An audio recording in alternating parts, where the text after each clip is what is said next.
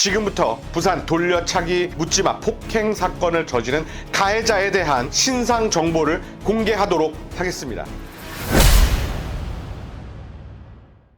안녕하세요. 저는 돌려차기 사건의 피해자입니다. 저는 너무 필요하다고 계속 얘기를 하고 있었고, 사실 신상 공개가 피해자 당사자한테는 필요가 없는 게, 피해자 당사자는 이미 피고인에 대해서 알고 있고, 사실 그 사람이 민망하려고 조금이라도 벌을 더 받게 하려고 하는 건 아니란 말이에요. 신상을 공개를 해야 된다는 피해자들의 심리는 다른 사람이 안 당했으면 좋겠다가 제일 큰 심리인데, 신상 공개에 반대하시는 분들이 사적인 제재가 아니냐, 사적인 보복이 아니냐 이렇게 얘기를 하시니까 저는 너무 억울한 거예요. 나는 다른 사람들이 너무 안전했으면 좋겠어서 이렇게 버티고 있는 건데. 그래서 처음엔 청원을 넣었어요. 경찰서에 넣었더니 이미 재판 과정에 피고인이 돼버려서 자기들은 권한이 없대요. 그래서 지방검찰청에 청원을 넣었더니 지금은 2심을 재판 중이라 안 된대요. 그러면 도대체 언론의 주목을 받지 않은 사건은 언제 신청을 해야 되고, 만약에 언론의 주목을 받는다고 해도 얼마 정도의 언론의 주목을 받아야 그 신상공개위원회는 열리는 걸까? 정말 이런 구체적인 기준이 하나도 없으니까 검찰 쪽에서는 신상 정보를 한번 얘기해본다고 했는데 오늘은 안 했던 것 같아요. 특수 강력범죄 같은 경우에는 일부 열람을 해주잖아요. 사람의 신상 정보라던가. 근데 사실 그거는 저한테 의미가 없거든요. 제가 뭐 어떻게 그 사람의 신상을 모르는 것도 아니고, 많은 미디어에 대중들이 이거를 확인을 해야 사람들이 안전해지는 거라서 계속 합법적인 절차를 기다리고 있었는데 계속 거절을 당하니까, 이게 내가 복수를 하려고 하는 게 아닌데 왜 이렇게 어려운 걸까? 왜 이렇게 많은 사람이 공분하고 있는데도 어느 지표가 되어야 움직이는 걸까라는 생각도 들고, 피해자로서는 그냥 평생 그 사람이 거기 있었으면 좋겠고, 애꿎은 시민들을 괴롭히지 않았으면 좋겠다라는 생각이 크죠. 근데 현실상 불가능하다고 하니 나는 진짜 죽을 맛인데.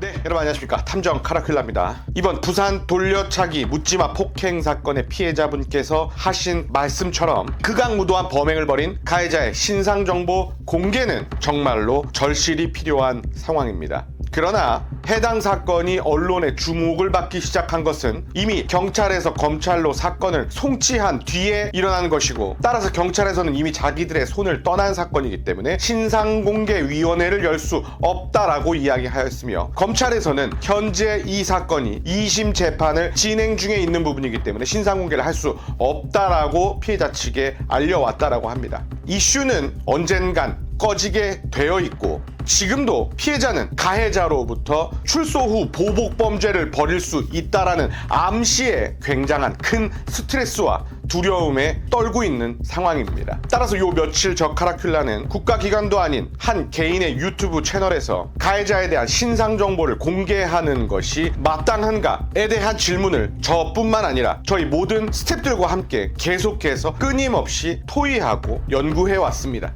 적법 절차에 따르지 않고 가해자의 신상을 무단으로 공개할 경우 저 카라큘라는 사실적시 명예훼손으로 법의 처벌을 받을 수 있고, 또한 이 극악무도한 범행을 벌인 가해자에게 평생 동안 저 역시나 보복범죄의 대상이 될 수 있음을 잘 알고 있습니다. 그리고 사건 사고를 다루는 유튜버가 신상 정보까지 무단으로 공개한다는 것은 유튜버로서 도를 넘은 사적 제재의 행위가 아닐까 하는 우려도 분명히 있습니다. 그러나 수사기관에서 놓쳤던 가해자에 대한 신상 정보 공개를 피해자는 적극적으로 원하고 있으며, 또한 가해자의 보복범죄의 두려움에 떨고 있는 현 상황에서 유튜버인 제가 피해자의 고통을 분담해줄 수 있는 방법 중에 뭐가 있을지 생각해보면은 바로 이 신상 정보를 제가 공개함으로써 피해자가 평생 동안 느낄 수 있는 고통과 두려움의 분담을 할 수 있을 것 같다라는 결론을 내게 되었습니다.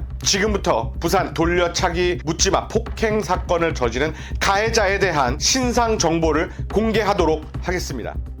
이름 이현우, 92년 5월 30일생, 직업 무직, 주거지 주거 부정, 출생지 부산 영도구 청학동, 키 171cm, A형, 건장한 체격에 온몸엔 문신이 있습니다. 다음은 가해자 이현우의 지금까지 수사기관에서 기소되고 처벌되었던 범죄 기록에 대해서 상세하게 여러분들께 알려드리도록 하겠습니다. 2006년 12월 27일 특수절도 및 특수절도 미수죄로 처벌을 받았고 2007년 6월 4일 폭력행위 등 처벌법 위반으로 공동공갈 혐의로 처벌을 받은 바가 있습니다. 2007년 7월 27일에는 죄로 처벌을 받았으며 2007년 12월 26일에는 폭력행위 등 처벌법 위반 공동공갈로 처벌받았습니다. 2020년 5월 12일에는 상해죄를 저질러 처벌을 받은 바 있으며 2020년 6월 12일에는 전자금융거래법 위반과 사기죄로 처벌받은 바가 있습니다. 2020년 7월 10일에는 전자금융거래법 위반 혐의로 처벌을 받은 바가 있으며 2009년 9월 18일에는 폭력행위 등 처벌법 위반 공동공갈로 처벌받은 바가 있습니다. 2009년 9월 18일에는 특수절도 미수, 특수강도, 특수절도, 폭력행위 등 처벌법 위반 공동상해, 도로교통법 위반, 무면허 운전, 폭력행위 등 처벌법 위반 공동공갈과 강도 상해로 처벌받은 바가 있습니다.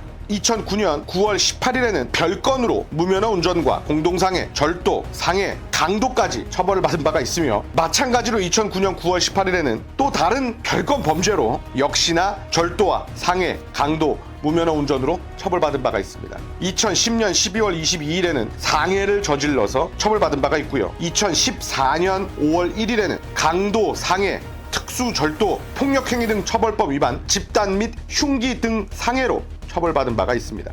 2020년에는 폭력행위 등 처벌법 위반, 공동주거침입, 전자금융거래법 위반, 여신전문금융업법 위반, 상해, 특수절도, 사기로 처벌받은 전력이 있습니다. 지금까지 이현우가 저질러왔던 이 사건들을 분석해보면 대부분 고등법원까지 올라가서 최종적인 판결을 받게 된 사건이 대부분입니다. 다시 말해서 1심 판결이 부당하다고 전부 다 항소를 그동안 해왔기 때문에 고등법원까지 올라갔던 사건들인데요. 이런 쓰레기 같은 X는 이 사회에 나오면 안 됩니다. 같은 하늘 아래 우리가 같은 공기를 맡으면서 사는 것조차 역겹고 철저하게 이 범죄자는 자신을 창피하고 부끄러워하고 두려움에 떨면서 앞으로 남은 여생을 살아가야만 하는 겁니다. 그런데 왜 두려움과 불안과 걱정이 이런 극악무도한 범행을 벌인 가해자가 아닌 피해자의 몫이라는 겁니까?